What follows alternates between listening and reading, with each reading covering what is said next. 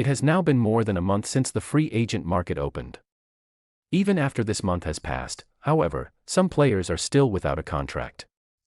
Some will sign a contract in the coming weeks, others are waiting to see how their preseason injuries pan out, and for others, the door to the NHL will close. In today's video, we'll take a look at who's still waiting and where these players might end up. Number 1, Vladimir Tarasenko.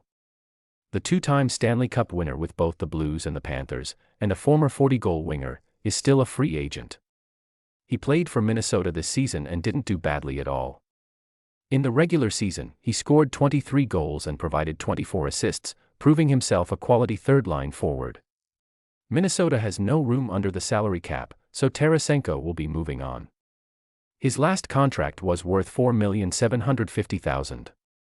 He'd like a similar figure, but if he wants to be part of a team with high ambitions, he'll probably have to scale back his demands.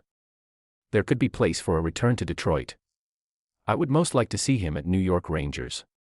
The second player is also a winger and the youngest player featured in today's video, Elli Tolvanen.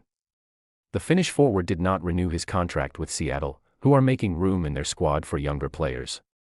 Whilst Tolvanen never quite lived up to his potential as a top scorer, he is a physically strong power forward, capable of averaging half a point per game. Last season, he delivered 187 hits, something any team in the playoffs would welcome. His personal record for hits in a season is over 230. He certainly needn't worry about finding a team for the new season, and I could see a place for him in Tampa, for example. It's quite possible that he'll sign for a team with little chance of making the playoffs and, come the transfer deadline, he'll be traded even whilst retaining his salary. That's another reason why I think Winnipeg is also a good place for him. The third player and third forward is Michael Bunting. A player who didn't really make his mark in the league until he was 26, when he racked up over 60 points in Toronto. Since then, his form has gone downhill. After 2 good seasons in Toronto, he signed a 3-year contract with Carolina. They used him in a trade for Jake Guentzel in his very first year there. He lasted just a year with the Penguins before moving on again. This time, he was traded to Nashville for Tommy Novak. Nashville then traded him to Dallas for a third-round pick at this year's transfer deadline. Dallas played him for just 9 minutes in the playoffs, and Bunting is releasing him as a free agent. If he wants to kickstart his career again at the age of 30, he should join a team where he'll get playing time. That's why I'd recommend he go to Vancouver or Calgary. He enjoyed the best years of his career in Canada. Toronto would be the best option, but they don't have space under the salary cap.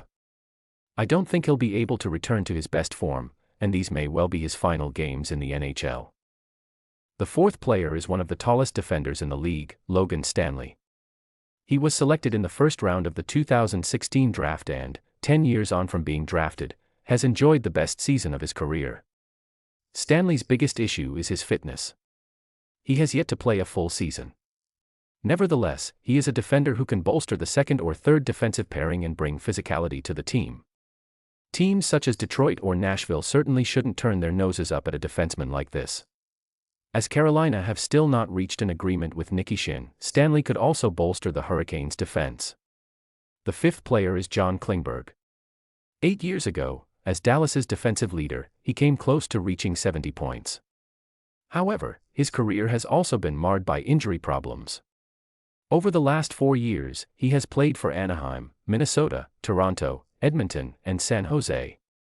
In the last 3 years, he has played just 81 regular season matches. He has missed over 160 matches and will be 34 years old. I think he'll wait until the start of the season before choosing a new team, and that team will be one where, for example, their second powerplay defenseman has been injured. But in my view, John Klingberg's career will soon be moving towards to Europe. I also want to include one goalkeeper in this list. And I've chosen the forgotten Matt Murray. The 2-time Stanley Cup winner has played just 7 matches in the NHL over the last 2 years. His career is coming to an end, but I still wanted to mention him here because he's an interesting figure whose contract, likely the last of his career, has now expired. The final player in this video is one of the most wasted talents of this century, Patrik Laine. As a teenager, he scored 80 goals in the NHL.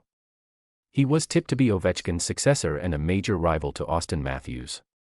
He wanted to leave Winnipeg. He didn't get on with the team's leaders, so he was traded to Columbus. There, his career went into a tailspin. In November 2021, his father passed away. Laine was plagued by both physical and mental health issues. He himself asked to be traded again. However, his contract worth $8,700,000 was a massive burden. In the end, Montreal took him on. In 2 years with the Canadiens, he played just 59 matches. This season, only 5. He is now a free agent. The team rumored to be interested in signing him is the LA Kings. I think Laine no longer makes sense for anyone. Apart from his power play goal, he's actually of no use to the team. What's more, his passion for the game has also waned. He himself admitted that he wanted to call time on his hockey career. If anyone does give him a chance, it'll be for a year on a minimum wage and they'll be hoping for a miracle. In my opinion, that won't happen. That's all from today's video. Where do you think these free agents will end up? Let me know in the comments, and bye.